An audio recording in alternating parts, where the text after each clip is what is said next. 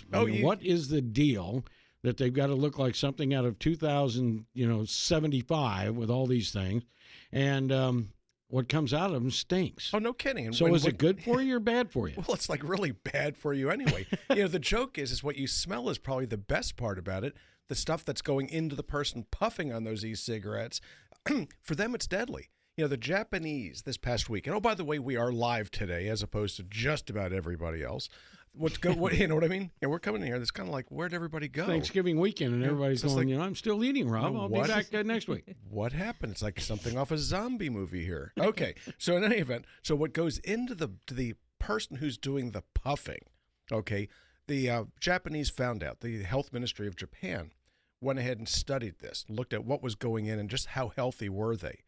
And the fact was that it actually had a higher carcinogen level than do cigarettes. The one that they looked at in particular was formaldehyde.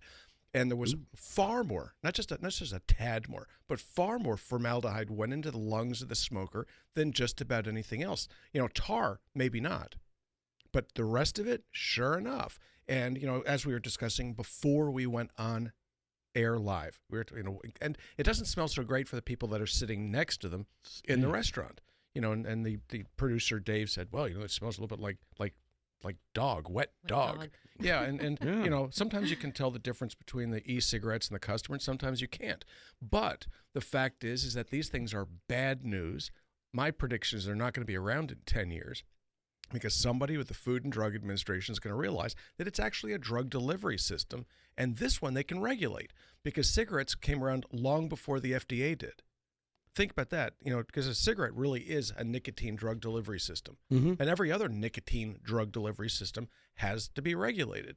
Watch what happens with these things.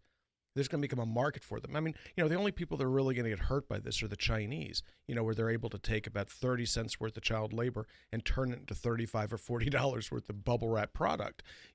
So, I mean, truly, it's kind of an interesting thing. So, no smoking, I guess that should include you too with the e-cigarettes. Mm-hmm. It's just a weird-looking contraption. It doesn't smell good, and I just kept thinking, if there's chemicals in there to make it smell like it smells or whatever it's supposed to do to you, then those are going into your lungs, like the other stuff that was going in your lungs before. Yeah, how do you put that little oil into the container? I was curious and actually got one of these things just so I could figure out what these people were doing. Yeah. And, it's all premised upon burning something called PEG, which is ethylene glycol. And it's like, I know that's not good. And if you burn it just by itself, you can really smell it.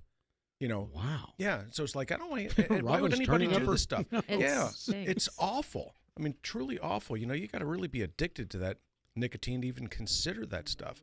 Weird. Why don't you do what they do back home and dip snuff? You know what I mean? There you go. Do something socially acceptable. We're going to smoke something fun.